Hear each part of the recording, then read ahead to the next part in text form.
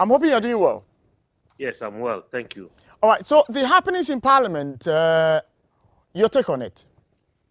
Well, it's very interesting times that we are going through right now with Parliament, and interesting because I think for the first time we are seeing a revolt from within the majority caucus. I mean, this has really never happened. Well, maybe it has been happening, but it has never come to the fore as we are seeing it play out right now.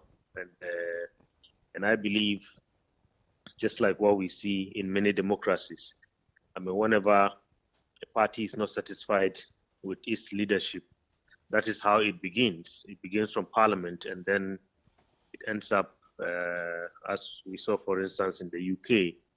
I mean, the backbenchers decided that they couldn't support the prime minister, and we all saw what happened both in the case of the Mr. Johnson and in the case of the recent prime minister. So interesting times for our democracy.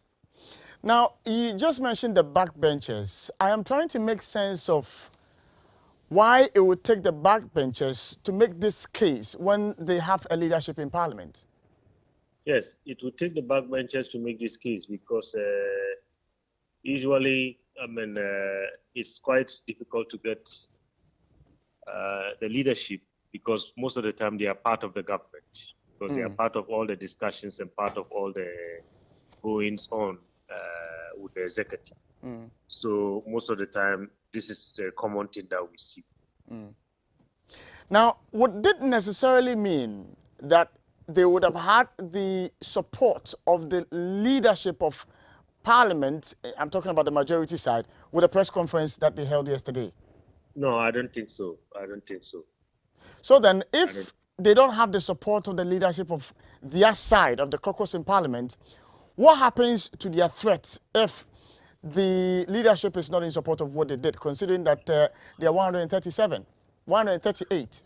Well, I mean, what happens to their threat is the fact that they have a very kind of strong support from the minority side, which has already filed a motion.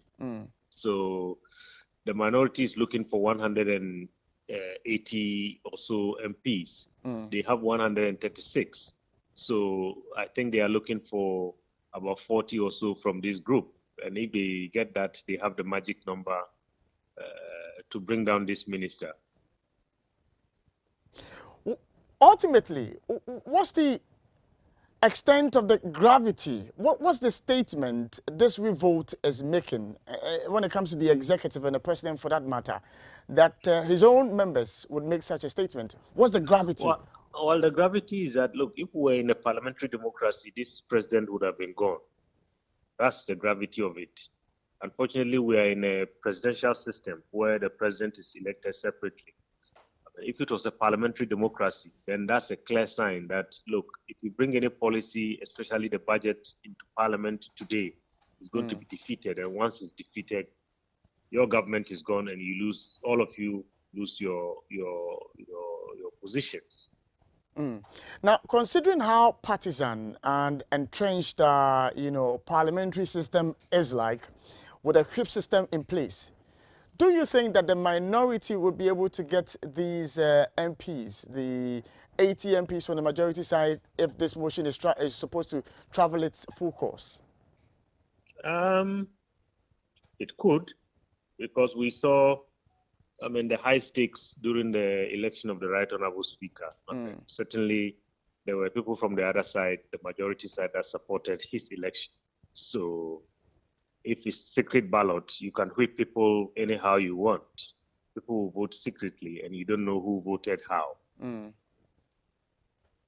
All right. Well, thank you. But the final one, we understand His Excellency the President met with these MPs. Do you think this is going to impact in any way on their earlier position? My understanding is that the meeting didn't end up, well. I mean,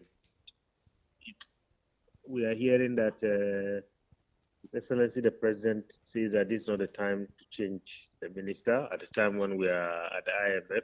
So if this is the case, I don't know what is the next line of action for for these honorable honorable members that I call a group of